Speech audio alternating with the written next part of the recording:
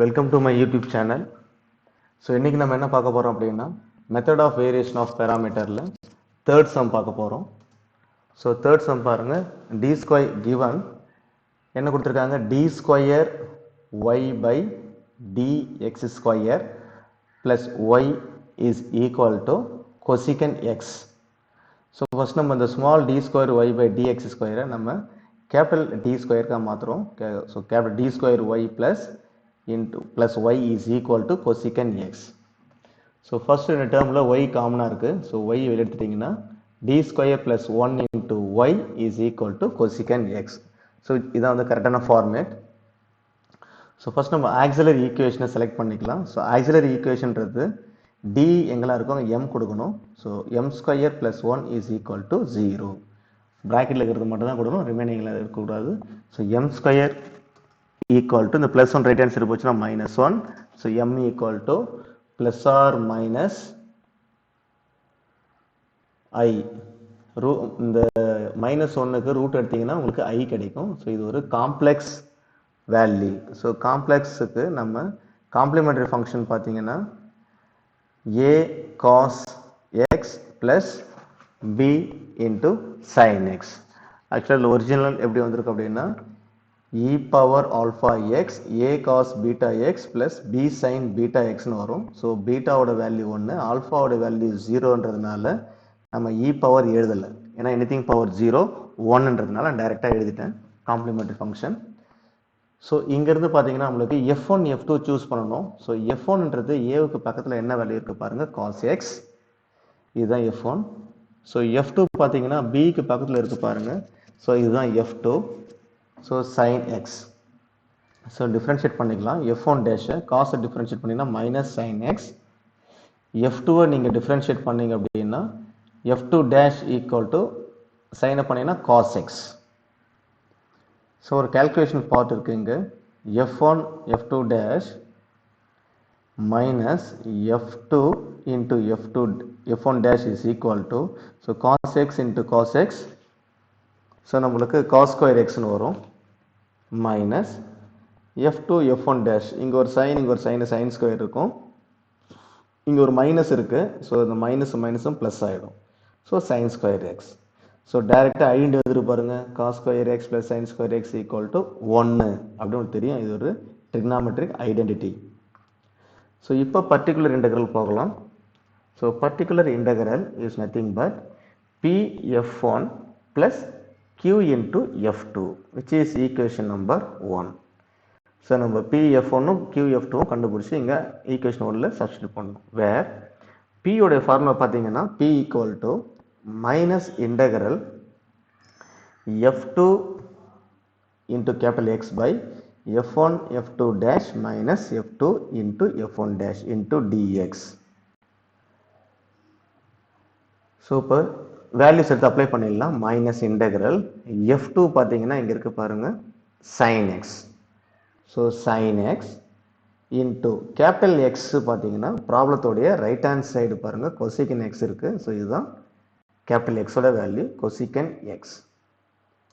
டினாமினேட்டர்ல பாருங்க f1 f2 dash minus f2 f1 dash value 1 நம்ம கண்டுபிடிச்சிருக்கோம். So divided by 1 into dx. So இதுக்கு அப்புறம் இந்த 1 நம்ம போட வேண்டியது இல்ல. equal to minus integral sin x um cosecant x at a time நம்ம இன்டகிரேஷன் பண்ண முடியாது. So இந்த cosecant நம்ம என்ன பண்ணலாம் அப்படினா 1 by sin ஆ மாத்திக்கலாம். 1 by sin x. இப்போ பாருங்க நியூமரேட்டர் டினாமினேட்டர் சேம் வேல்யூ இருந்தா கேன்சல் பண்ணிடலாம் இல்லைங்களா? So பேலன்ஸ் பாத்தீங்கன்னா minus integral 1 into dx only dx. So integral dx பாத்தீங்கன்னா வெறும் x தான் நமக்கு கிடைக்கும். So வெறும் ஃப்ரண்ட்ல மைனஸ் இருக்கிறதுனால minus x which is p. But நமக்கு தேவை p f1 தேவை. So p into f1 is equal to f1 value பாருங்க cos x. So minus x into f1 value பாருங்க cos x இங்க இருக்கும். அந்த cos x கொண்டு வந்து மல்டிப்ளிகேஷன் பண்ணீங்க பேக் சைடுல. So இதுக்கு ஒரு பிராக்கெட் போட்டுக்கலாம். So p f1 equal to minus x into cos x. Then we have to find q f2. So next நம்ம கண்டுபிடிக்க போறது q f2. So நம்மளுக்கு என்ன தெரிஞ்சிருக்கணும் q உடைய ஃபார்முலா தெரியணும். எப்படி நம்ம p கண்டுபிடிச்சோமோ ஃபார்முலா போட்டு அதே போல் q உடைய ஃபார்முலா. ஸோ ப்ராப்ளத்தில் கண்டினியூஷனில் இருக்கும், இன்னும் முடியல problem. So q equal to integral f1 into capital X divided by f1 f2 dash minus f2 into f1 dash into dx.